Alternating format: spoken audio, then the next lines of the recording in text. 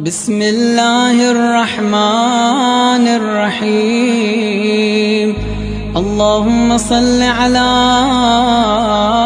محمد وآل محمد. Imam al-Hussein alayhi salatu wasalam, on the day of Ashura, my sisters and my brothers could have sort of complained to Allah subhanahu wa ta'ala in a way that any one of us would have absolutely justified on his behalf if he stated, "Oh Allah, look at all of the hardship that is befalling upon me." He could have said, "Oh Allah, please destroy this enemy." People ask this question all the time. They say that if Imam al-Hussein, if the Prophet and his family alayhim salam, they are the closest to Allah, then wouldn't they have their dua answered if Allah subhanahu wa ta'ala heard it from them? If Allah subhanahu wa ta'ala heard from Imam al-Hussein, "Oh Allah, please destroy my enemy," because doesn't Allah have the power to destroy the enemy? Yes or no? Why not, right? If someone is going to have the dua answered and the closest toward receiving a response, it's the messenger of God and his family, no? So why is it that they never made the dua? Why is it that they never asked? People ask all the time, right? Valid question or not a valid question? Valid question. You see, my friends, in hardship and in difficulty, the representative of Allah, those who are close to Allah, the believers, those who have deep conviction, they're not concerned with the hardship or the difficulty that they're in, like we said before. Rather, they might even be in a state of gratitude that this is the means by which Allah subhanahu wa ta'ala is drawing them closer to Him. For Imam al-Hussein alayhi salatu wasalam, on that day, he was experiencing a state of pleasure. And I don't mean that he didn't see horrors on that day.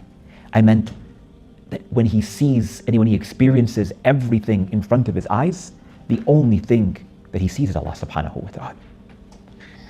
The army of Umar bin Sa'ad, they narrate that after all of Hussein's companions and his family members had been killed, it was his turn to go and fight, as we'll talk about tomorrow. He goes out, he fights valiantly, braver. When all of a sudden, one of the members of the army, they call out, "Unzuru ilayhi la yubali bil maut." Look at this guy, Hussein. Death doesn't face him. He's not concerned about dying today. Why? Hussein, not concerned about dying. Does he know, Sayyid al-Shuhada, about Abdullah, if you die, what's going to happen to Zaynab? You're not concerned about death? No. He was concerned about them. But he saw only Allah subhanahu wa ta'ala's pleasure on that day. Which is why he states, "Oh Allah, if all of this, all of these sacrifices that I have had to offer from Akbar and from Qasim and from the 6-month-old and from my companions and from my brothers, if this is what is going to bring you contentment and pleasure, فَخُبَ حَتَّى تَرْضَى." So keep on taking then, "Oh Allah, if that's what's going to bring you pleasure." Look at the words of Imam al-Hussein alayhi salatu wasalam in this dua. One of the maqatil literature, they state that Imam al-Hussein alayhi salatu wasalam, sallu ala Muhammad wa ala Muhammad.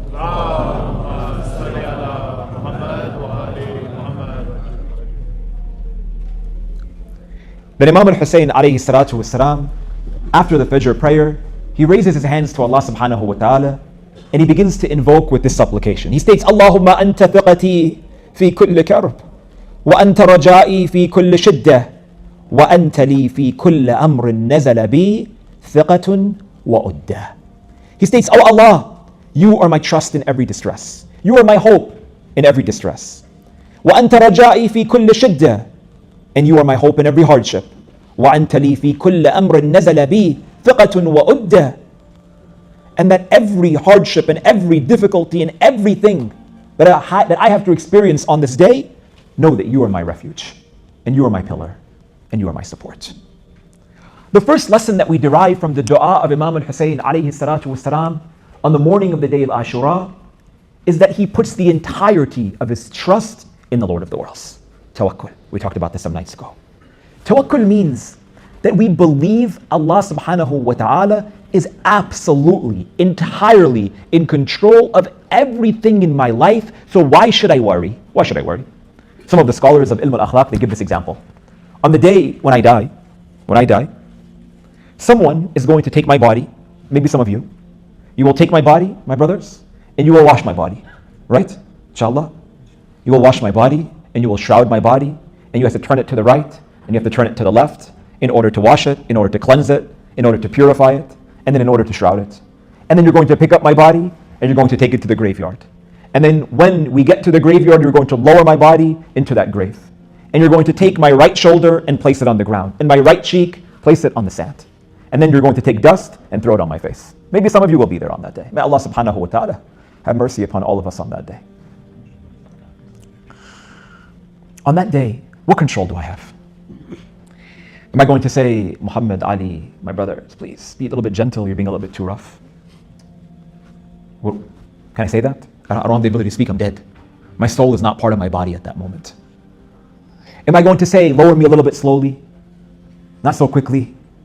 Am I going to say, let my family members grieve over me for a few more moments? What am I going to say? Nothing. I'm not in control. I have no other choice at that moment to put my entire trust in the believers around me. They say tawakkul, scholars of ilm al-akhlaq, is like that. You have no other choice, but you opt willingly to say, oh Allah, all of my trust is with you. I'm okay with it. Good things, bad things, great things, not so great things I experienced during the course of my life, I can control certain things in dunya. I can control the words that I say. I can control my behavior. I can control whether or not I'm going to have the energy to push forth and get up and perform Fajr prayers, or perform the night prayer, or turn off the TV when the adhan is recited for Maghrib prayers. I can make those decisions myself. There are certain decisions that are not in my power. And for them, I want to leave it in the hands of someone who is caring, no? I want to leave it in the hands of someone who's compassionate. I want to leave it in the hands of someone who knows me better than I know myself. So why not? Oh Allah, you are Arhamar Rahimeen, you are Sattar al-Uyub, you are Ghafir al-Dhunub, you are the most kind and the most beloved. So I put the entirety of my trust in you in good times and in bad times, and when you are watching and when you are vigilant over everything that I have to experience, what am I concerned about? What am I concerned about? When Yusuf alayhi salam, he came out of the prison after the whole incident with the dream and the king. For those of you who are not familiar with the story, you can go back and take a look at it within the whole Quran. It is stated that he is then brought in front of the Aziz of Egypt, this authority figure.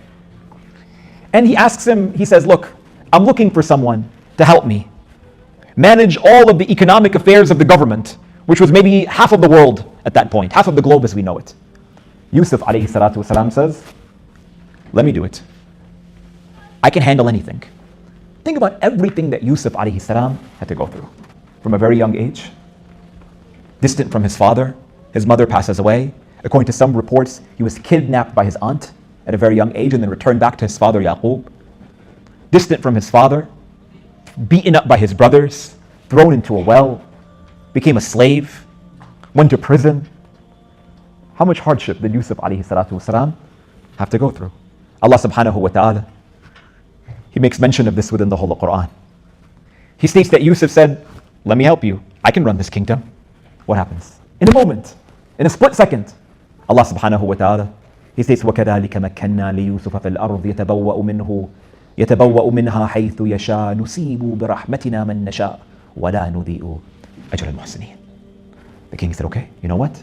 Oh Yusuf, you can actually take the entire kingdom for yourself.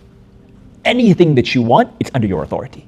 Half of the world, under your fingertips. And Allah subhanahu wa ta'ala states, وَكَذَلِكَ مَكَّنَّا لِيُوسُفَ فِي الْأَرْضِ. We did that.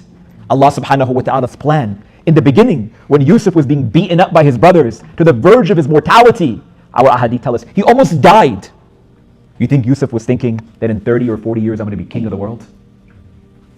When he was thrown into the well with no other hope, you think he was going to say to himself, hey, 30, 40, or what would I say if I'm thrown into the well? There's no hope. And then the hope that I had was a slave owner coming to me and enslaving me. And then I work in the king's mansion as someone who is on the outskirts of society, only to be thrown into prison for a crime that I didn't commit. What would I have thought? وَكَذَلِكَ مَكَّنَّا لِيُوسُفَ. Allah subhanahu wa ta'ala, He has a plan. Imam al-Hussein alayhi salatu wasalam, he points to this notion in this dua. Allahumma anta thiqati fi kulli karbin wa anta raja'i fi kulli shiddah wa anta li fi kulli amrin nazala bi thiqatun wa udda. The first lesson that we learn from the dua of al-Hussein alayhi salatu wasalam is to always put your trust in Allah. He continues in this dua, it's not that long. He states, كم من هم يضعف فيه الفؤاد وتقل فيه الحيلة ويخذل فيه الصديق ويشمت فيه العدو أنزلته بك وشكوته إليك رغبة مني إليك أمن سواك. He states, oh Allah, how many worries does a human being have to go through? And how many friends often betray us. And how many enemies surround us in times of difficulty and hardship. Imam Hussein was talking about himself, no? On the morning of the day of Ashura. But oh Allah, wa shakawtu ilayk. All of my problems, I leave them with you.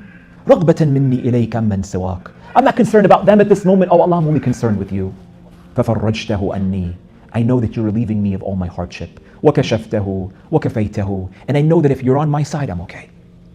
The second lesson after trusting in Allah subhanahu wa ta'ala is even in the moments that are darkest, have hope in Him subhanahu wa ta'ala. If you're not going to have hope in Allah, who are you going to have hope in? Inna Allah, going back to the story of Yusuf, Allah states, Inna Allah la yudhi'u ajra al-muhsaneen.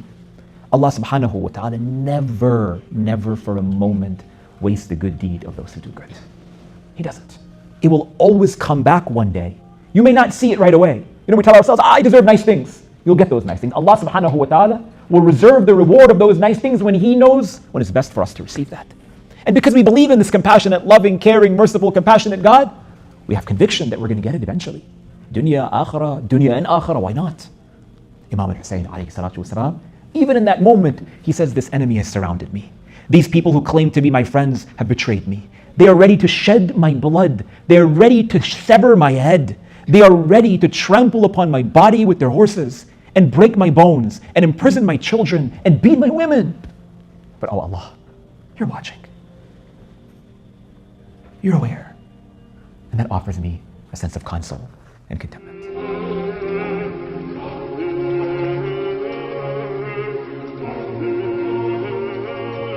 يا حسين